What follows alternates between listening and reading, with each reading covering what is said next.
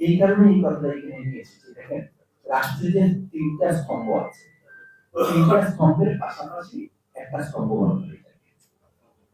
আমি যদি আপনাদেরকে এই মানে সম্প্রতি সময়ে একটা শব্দ আমাদের সবচেয়ে বেশি পরিচিত এবং সবচেয়ে বেশি আলোচিত, এই শব্দটা কি? ফেস্টিভাল।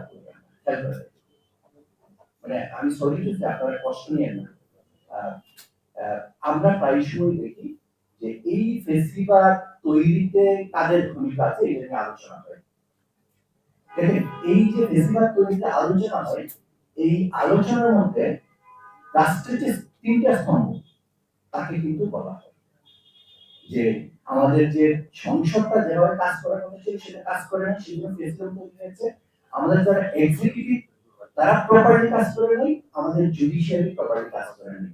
এবং আমরা প্রায় সময় টকশোতে দেখি, আপনারা সাংবাদিকরা বলেন যে এই ফেসিজম তৈরিতে এই তিনটা বিভাগের ভূমিকা আছে, কিন্তু কাকতালীয় ভাবে এই চতুর্থ স্তম্ভটা কিন্তু গৌণ।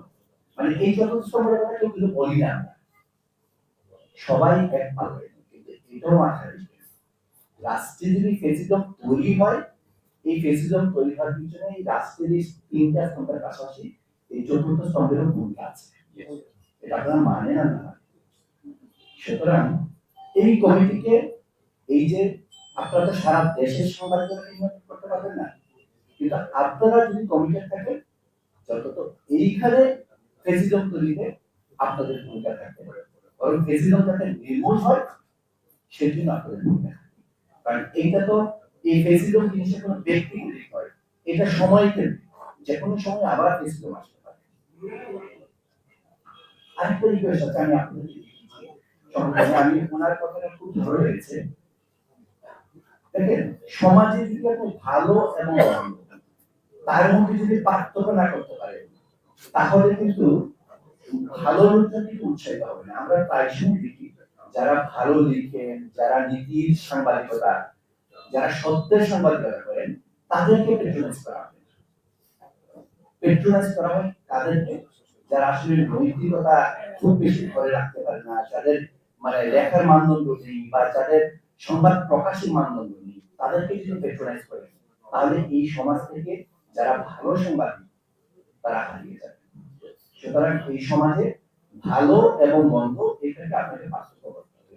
পার্থক্য করে ভালোকে বেশি গুরুত্ব দিতে হবে, মন্দকে তিরস্কার করতে হবে, পাশাপাশি সে যাতে মন্দ থেকে ভালো দিকে রূপান্তরিত হতে পারে তার পাশে দাঁড়াতে হবে। তাকে একেবারে ধাক্কা দিয়ে দূরে ফেলে দেওয়ার কিছু, তাকে গ্রিপে নিয়ে আসতে হবে। আমার লাস্ট কথা, দেখেন আমরা একটা শব্দ ইউজ করি যে মিরর। আমি যখন বাসায় যাই, আমার বাসায় একটা মিরর আছে, এই মিররটা থেকে আমি আমার চেহারা, প্রত্যেকটা মানুষই আমরা, কিন্তু সমাজের মিরর, সমাজের মিরর হলো সমাজ।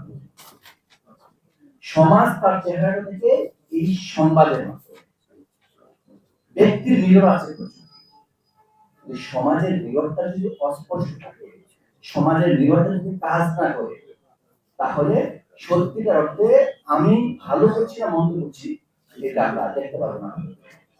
আমি যখন বাসা থেকে আসি, যখন সেজে আসি, তখন আমি দেখি আমি মিররের সামনে দাঁড়াই যে আমার কিছু ভালো লাগছে কিনা, দেখতে সুন্দর লাগছে কিনা, বা আমার মধ্যে কোনো কদাচিৎ কিছু আছে কিনা, তখনই আমি নিজেকে সংশোধন করি। আর এই সংবাদপত্র যে মিররটা, এটা রাষ্ট্রের মিরর, সমাজের মিরর, এই মিররটা যদি সঠিক না থাকে, স্পষ্ট না থাকে, এটা যদি অস্পষ্ট থাকে, তাহলে সমাজের যে খারাপ দিকটা আছে, কালো দিকটা আছে, সেটা দেখতে পাবে। আমি রিকোয়েস্ট করবো এই সমাজের দর্পণটা, এই মিররটা কিভাবে ভালো থাকে সেজন্য আপনারা কাজ করুন। আপনারা সবাই ভালো থাকুন।